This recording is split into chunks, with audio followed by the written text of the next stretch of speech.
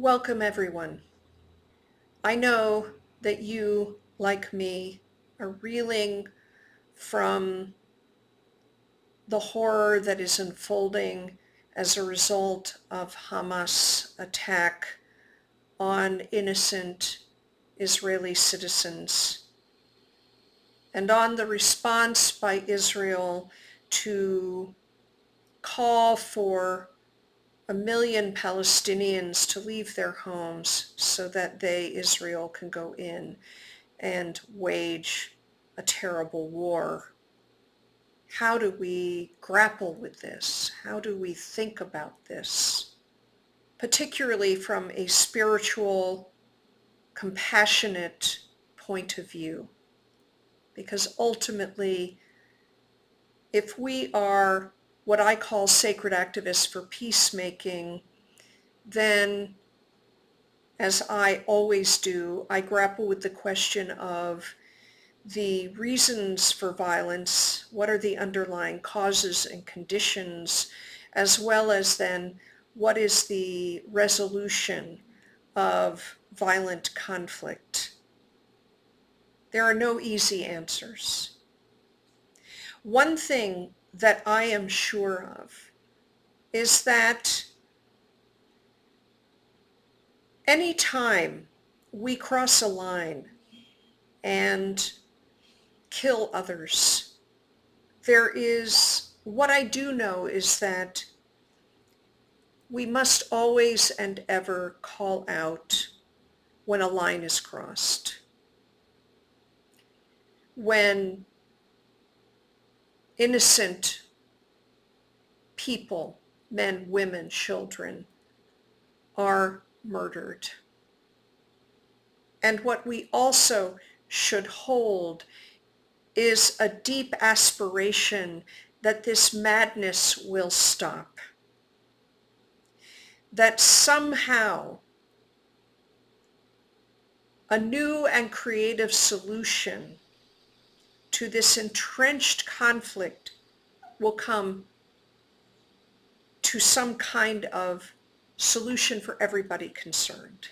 Because ultimately, given the traumatic impact of violence, the traumatic impact of war, and the wounds that it leaves, unless there is healing, unless there is a way built in to address those wounds, to heal those wounds, unless there is a way for those who believe that the violence, the killing is going to create a solution, wake up to the fact that it only creates more problems, then we're going to be caught in that cycle over and over again.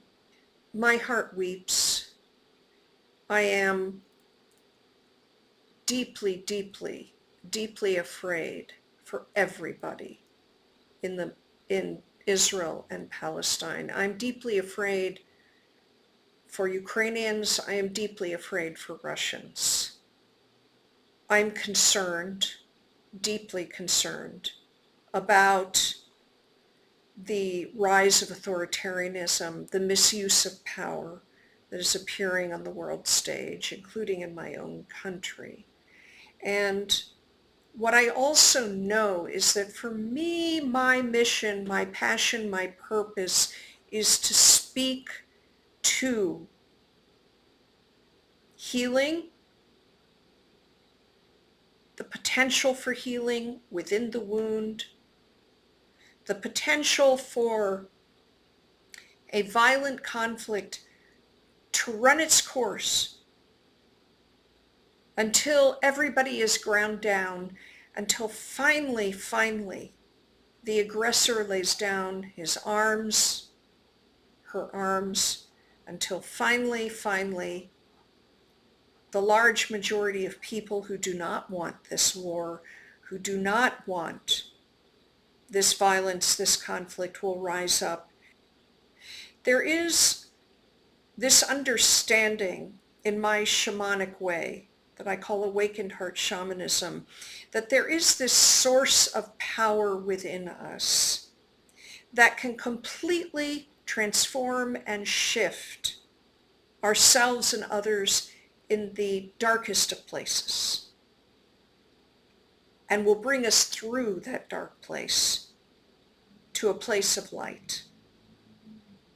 I am in an eternal search for it, and that is the message that I carry through, that there is this force, soul force, as Gandhi called it, that can awaken us out of this dark dream,